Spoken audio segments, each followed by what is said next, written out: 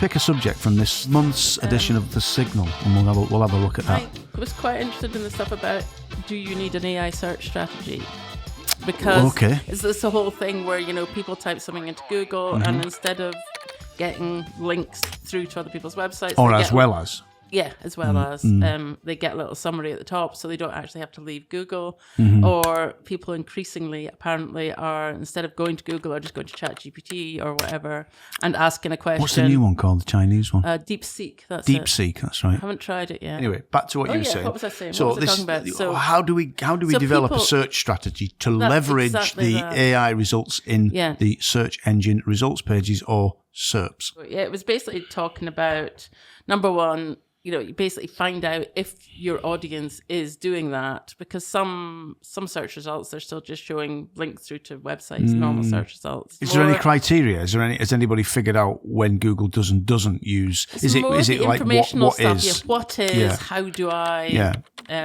Those sort of questiony, general informational, rather than the ones that sort of have buying intent. The more informational queries tend to come up with the sort of built-in answer. So because people aren't like, I want to buy a thing. If they want to buy a thing and they want to go to the website, but if they just want to have a just vague idea what something means, then they can read it so there. For us, they don't need to go the anywhere. what is HubSpot keeps bouncing in and out of the AI results, doesn't it? Which is hilarious because HubSpot is $1 billion company, but yet Little Red Evolution have been appearing in but we keep bouncing in and out of it. It's almost like Google's really experimenting with it.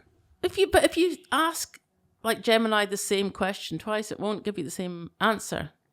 It starts and both again. Times it'll be wrong. Pretty much, yeah. If we use SEMrush to monitor the SERPs, so if we use like SEMrush, which is a tool that agencies use or anybody can use if you want to subscribe to it to check out what websites rank for and all that kind of stuff, it keeps showing that we are number one for the search what is HubSpot, and the little star tells us we're in the AI results. Yeah. So it's obviously there a lot of the time, but then suddenly it'll be like, now you're at position 10 and you're not in the AI results, and then the following week you're at position 1 and you are in the AI results. It does seem to bounce around a lot. Yeah, I think it is. It's a bit of a strange one. So anyway, tell me about the strategy. What did you learn? It was basically just about what to do in Google Analytics to find out if you are getting traffic or if your audience are coming to you via like AI engines. So simple as that, like we normally do. Like if we want to filter out what traffic's coming from Google ads, we can do that. If we've put a landing page on a subdomain or something, we can do that. And so we can say, just show me traffic that came from offers.redevolution.com because that's where we stick our landing pages. Referrers and seeing if any of your referrers are referrers. That's the word I was looking for. Any of these AI. Just the AI results. Yeah, that's kind of what the article's about. I think at the moment it's about finding out if your audience are doing one or the other, and if there's a trend. So the $64,000 question is anybody offering advice on how to appear in the AI answers? Has anybody figured out what Google's doing in order to favour a piece of content and show it up in the AI results? The interesting bit that I did read was that backlinks don't seem to help. It's more about the quality of the content than the backlinks. How the hell is Google measuring the quality of the content? Well, we don't know. If it answers the question, if it thinks it answers the question, but because originally, when I was experimenting with it, it was very much if you were in things like directories and you were mentioned in lots of different places and you had PR somewhere and you were in Clutch or Sortlist and all these sort of big directory places, then you were more likely to show up because it kind of could find you in lots of different places. But which would make you think that backlinks then would help you show up in AI engines because it was seeing you mentioned in lots of different places. But the last thing I read said that backlinks don't seem to help very much.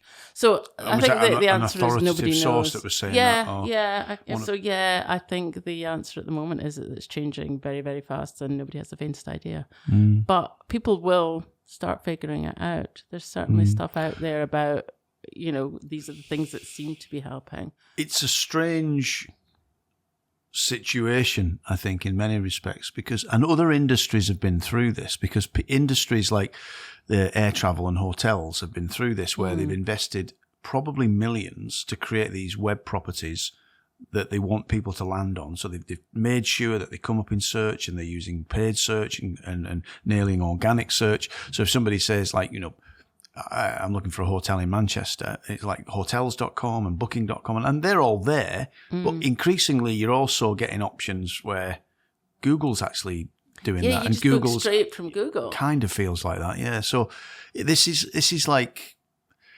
Google is taking other people's content that they've created in order for Google to send them traffic, which they can then monetize, generate inquiries from, etc.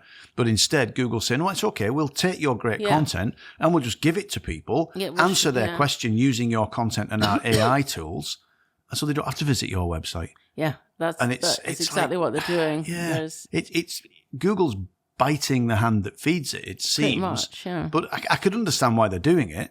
And it certainly doesn't bother me. I mean, we make money from helping people get found.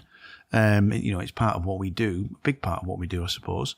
So it doesn't really bother me, but, it's not like I'm scared of it or anything, but I don't know, it just seems like a strange one. Yeah, I mean, it's the exact opposite of what Google started out doing, which was a search engine so that people could find other people's websites. And now it's going, you don't even need to bother. We'll just, kind of like put all this information together and put it out there, and we won't sort of reward you in any way, and unless you pay for adverts. Yeah, but what isn't it? It's putting the AI results above adverts as well, is it or not? I can't remember. I should really go and do a search to see what it does. The so if AI you search what is results HubSpot, the AI results at the top. But are there some paid search results underneath that? I'm not sure, or does it only do it when there's not paid? Good subject, really. It's interesting. Yeah, I mean, otherwise it's sort of competing with itself by giving you an answer above the places it wants you to click, which is through to the ads. So it probably doesn't do it.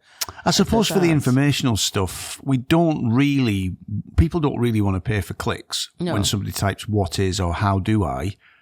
You can do, and it's possible that you answer a "how do I, what is" question, and people land on your website and they might actually go, oh, these guys look interesting. Maybe I can give them some business, or maybe I can have a conversation with them or something. A guide that you download, and they might want you to go to that. Yeah, but it's all getting vanishingly small potential for generating business, isn't it? It's all becoming like, oh, they might do that, might do this, might do that, and this might then result in an opportunity which you might convert. And it's like, oh, vanishingly small probabilities. It seems like it's something obviously that we have to wrap our heads around, and maybe that article will stimulate some thoughts, some debate. It's a starting point.